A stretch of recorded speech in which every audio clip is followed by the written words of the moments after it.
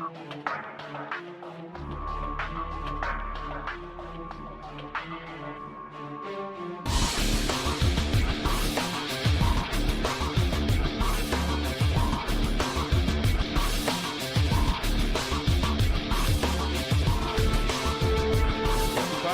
2 here for the Toyo Tires Porsche Championship, and the 924 is just coming into view at the back of the field. Hugh Pert in blue gets into line. The grid sees Andrew Porter on pole from Gary Lawrence, then Anthony Hutchins and Lee Bowden, Kevin Ludford and Andrew Baker completing the boxsters. The 924s, Pete Smith, Chris Valentine, Hugh Pert and John Jones. Alpha's away at the head of the field, and then we await the Union flag start for our second race of 3 this weekend for the Toyo Tires runners. And I'm looking forward to this battle here between Andrew Pritchard once again and Gary Lawrence as we flick onboards with them. And it's a good start, not so good for Lee Bowden in black. Hasn't made a great start, but it's a decent enough start from the front runner. Going to tell you what, Gary Lawrence is back at the moment in third. Anthony Hutchins has a super start, right of shot. Hutchins has got the lead, got his nose in front as they go into Abbey. Gary Lawrence looking a little bit squirrely. It's still a very damp track, as you can see, and some moisture coming up onto the screen for Gary Lawrence, but Gary knows it's a long enough race to be able to recover. Andy Baker in the mix. Tell you what, it's John Jones leading the classic 924s at the moment. Back into the lead though goes Andrew Porter. Hutchins ran a little bit wide. Here's the view from Gary Lawrence, about to challenge for second place, getting the power down on Hanger Straight.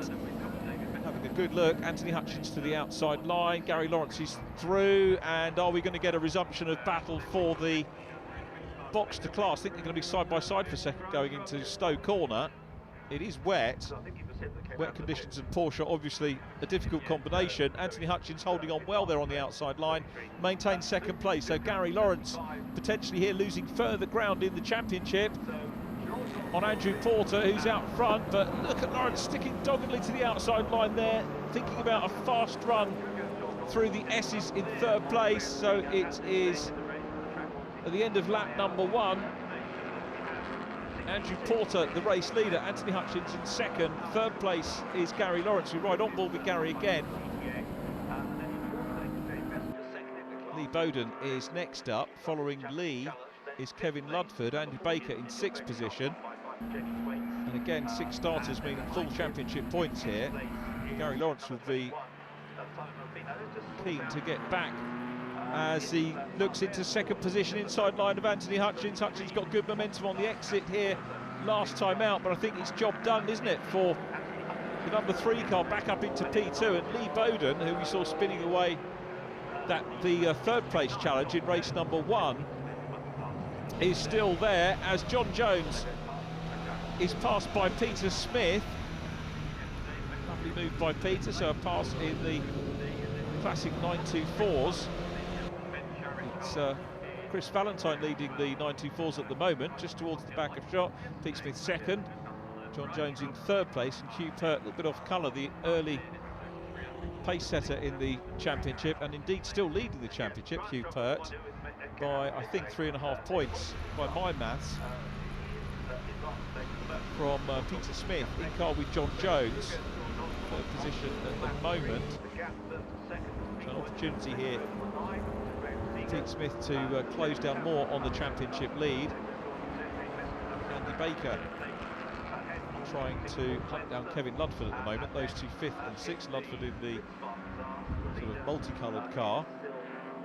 Anthony Hutchins 3rd again in the 80 car. And Gary Lawrence in P2, but starting to hunt down the race leader. So is it going to be a double here for Andrew Porter? Oh, getting very close with the Alphas, and again this is one of the issues with lefts and rights in succession and slower cars to have to deal with, and it can come into play. The drivers enjoy having someone to race with. There's good momentum here for Gary Lawrence, who's going to pop his nose in front. We switch away from Gary's onboard just as he was poised to maybe have a look on the outside line. Later on down the track, that did seem to be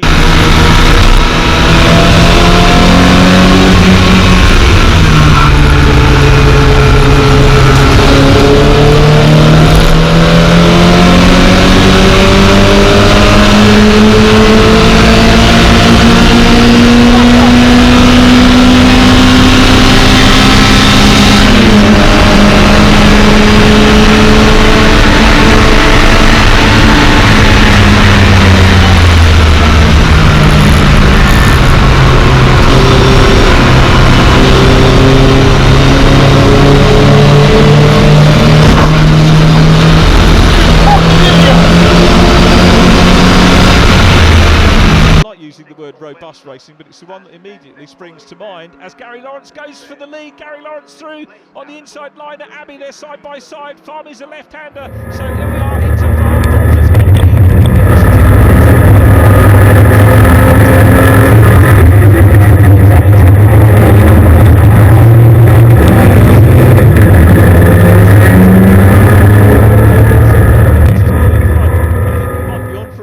a replay of race number 1 again, and I'm all for that. Anthony Hutchins has got an alpha between himself and the top 2, and we'll try and close in car once again with John Jones. Hupert is now not comfortably ahead, but has got a couple of car lengths. John Jones at 639 trying to close it. This is the battle for the lead. Pete Smith in 18 closing in on Chris Valentine. Remember, Chris had a win at Brands Hatch race number 1 earlier on in the year, his first Toyo Tires BRSCC Porsche Championship victory, as Andrew Porter again tries to close in very clearly. Inside line required on the Alpha there from Gary Lawrence. Got stuck behind an Alpha in race number 1 there. As I said, it is difficult for back markers. It's a little bit of a compromise running the championships together, but again, you can fully appreciate if the circuit could cope with the cars from 2 combined championships. It's a sensible idea to do that, and the Porsche runners will get a standalone race 3 a little bit later on, which will be a reverse grid race as well to add into the mix. So Porter still busy chasing past Andy Inman, veteran of the Alfa Romeo Championship, is past. And a reminder that the leading Alphas, very much modified Alphas, and they do have a bigger differential between the fastest Alphas and the slowest ones, much bigger differential than there is between the Boxsters and the 924s. This is the scrap for the 924 lead. Chris Valentine out front. Pete Smith here. This is about the lead for the race, but it's also about Pete Smith trying to claw points back on Hugh Pert, who at the moment is 3rd in the race. He's 3.5 points behind at the moment in the championship. So if he can repeat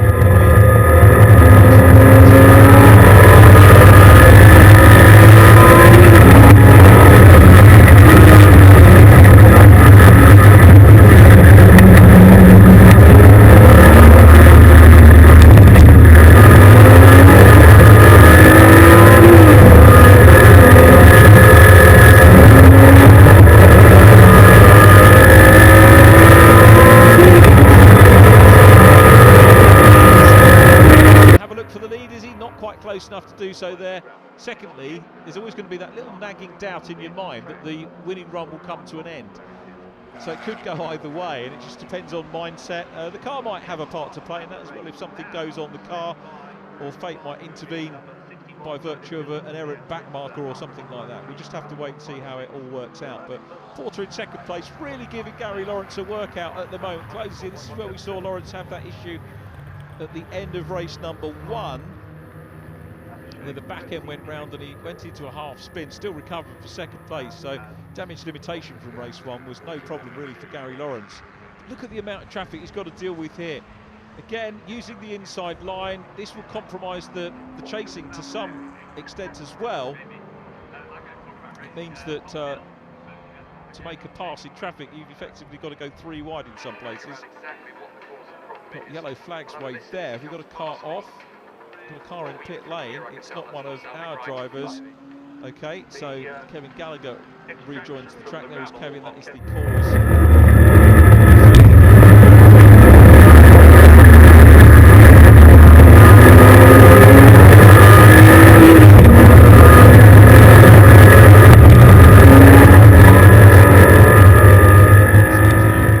Including a full resurface prior to the Grand Prix. Here we go.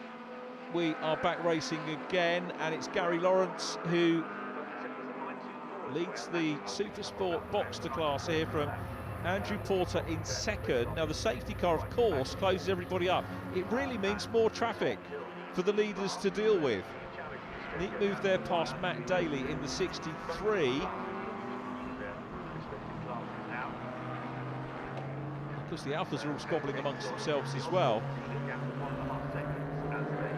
certainly not been the easiest of cars to pass for Andrew Porter, but he goes on the outside line. He'll probably want to get over to the inside, which he does.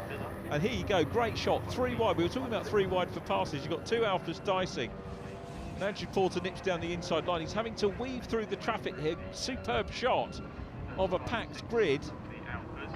There's Tom Hill in the number 1, the multi-champion BRSCC Alfa Romeo driver. Andrew Porter back on the case of Gary Lawrence, who is intimating he wants to go down the inside line. That is particularly unhelpful. Looked like a mid-track stance there from the Alfa, and very nearly leaves a gap. Gary Lawrence will not be overly happy about that. A little bit of indecision there from the Alfa. You know, go one way or the other, but mid-track, I think he was again trying to just sort of hedge and say, if I leave the car in the middle, then the Porsche, which is infinitely faster, will choose one line, either the inside or the outside. But it really compromised the race leader there.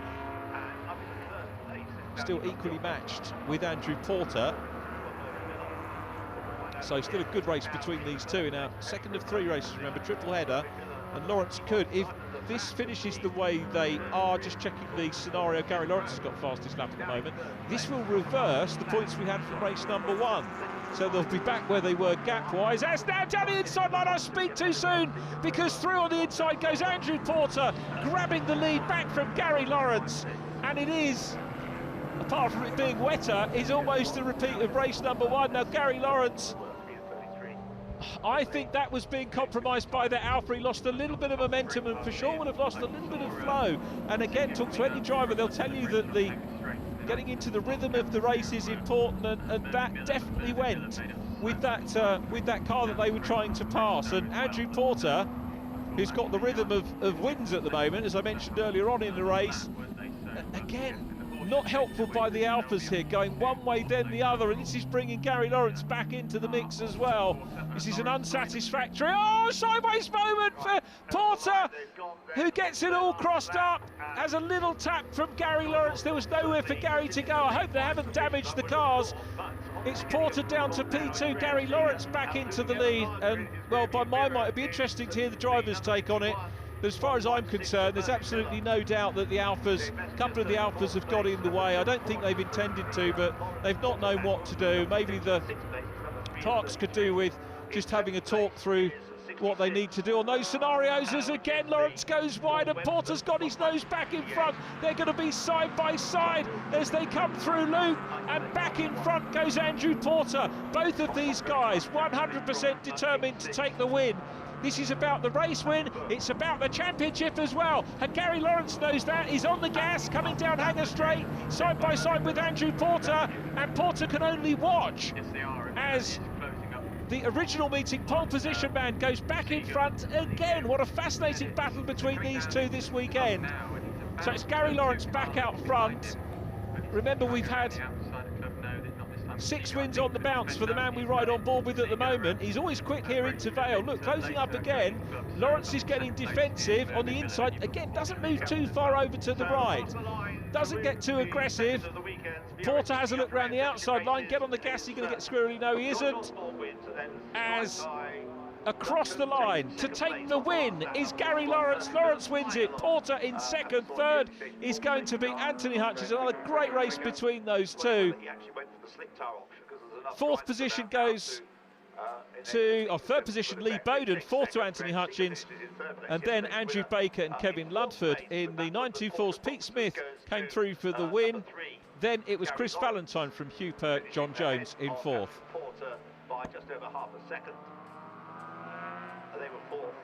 Gary, well done on your race 2 victory. Kind of makes up for yesterday's disappointment. How do you feel? Yeah, really happy with that. It was really tricky conditions. Obviously, had a safety car, but we made some minor changes, and they sort of seemed to work. But there was really nothing between myself and Andy again. But no, really pleased with that. If I'm honest, if I was going to make a prediction, I would predict that later on today I'll probably beat him as well. So yeah, but we'll see.